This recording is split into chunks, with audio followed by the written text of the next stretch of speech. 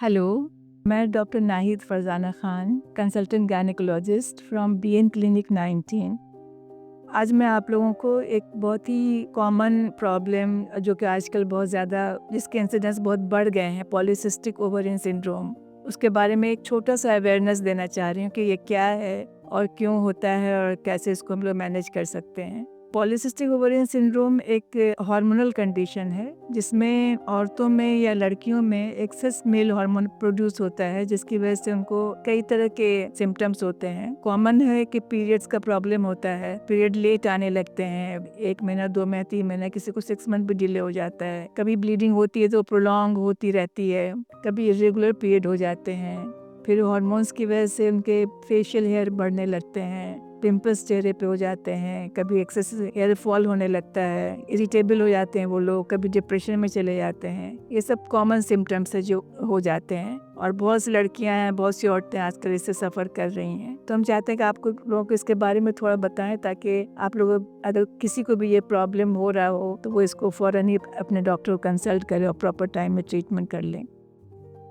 Polycystic ovary की वजह क्या होती है, क्या इसके कॉजेज होते हैं? एग्जैक्ट कॉज तो पता नहीं है, लेकिन आमतौर से ये जेनेटिक रिलेटेड डिसऑर्डर रहता है और इंसुलिन रेजिस्टेंस होता है, जिसकी वजह से ये सारे प्रॉब्लम्स रहते हैं। फिर थोड़ा सेडेंटरी लाइफ स्टाइल है, ये सब भी इसको एग्रेवेट करता है। इंक्रीज इन वेट वो भी इसको एग्रेवेट करता है। तो हम लोग को इन सब चीज़ों पर थोड़ा कंट्रोल रखना चाहिए। कैसे हम लोग इसको डायग्नोज करेंगे कि आपको पॉलीसिस्टिक ओवरी है? एक तो आपकी हिस्ट्री से, आपके सिम्टम्स से कि आपको ये सारे प्रॉब्लम्स हो रहे हैं। फिर उसके लिए कुछ लेबोरेटरी टेस्ट होते हैं, सोनोग्राफी होती है, इन सब से फिर हम लोग डायग्नोज करते हैं कि हाँ, the person is suffering from polycystic ovary. आजकल ये प्रॉब्लम यंग गर्ल्स में बहुत ज़्यादा हो रहा है, तो उसके एक वजह एक स्ट्रेस भी होता है कि हर चीज़ का आजकल स्ट्रेस है, एजुकेशन का स्ट्रेस, पढ़ाई का स्ट्रेस, करियर का स्ट्रेस, जॉब का स्ट्रेस। इसके अलावा लाइफ स्टाइल भी उनका बहुत सीडेंटरी लाइफ स्टाइल होती है, कोई एक्सरसाइज नहीं, कोई फिजिकल एक्टिविटी नहीं, जिसकी वजह से वेट बढ़ता जाता है और ये सारे प्रॉब्लम हो जाते हैं। तो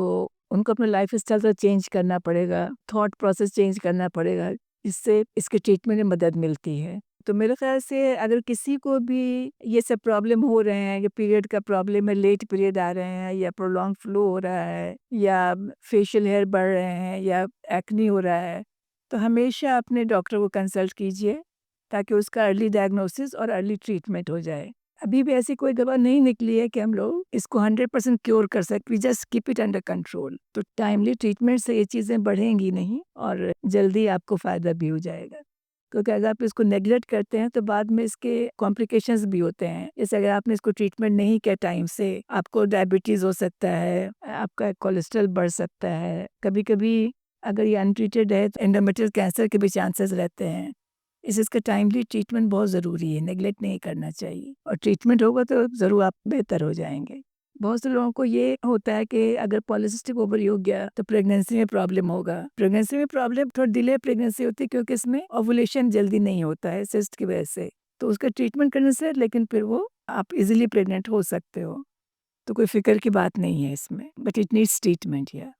तो टेक होम मैसेज ये है कि पॉलीसिस्टिक ओवरियन सिंड्रोम एक ऐसा कंडीशन है जो कि it is not 100% curable but it is manageable. तो जब भी आपको कोई ऐसा प्रॉब्लम हो जो हमने बताया, जो सिम्टम्स हैं, तो आप अपने डॉक्टर को कंसल्ट करें और इसका टाइमली ट्रीटमेंट लें तो कोई प्रॉब्लम नहीं होगा, इंशाल्लाह बिल्कुल हेल्दी रहेंगे।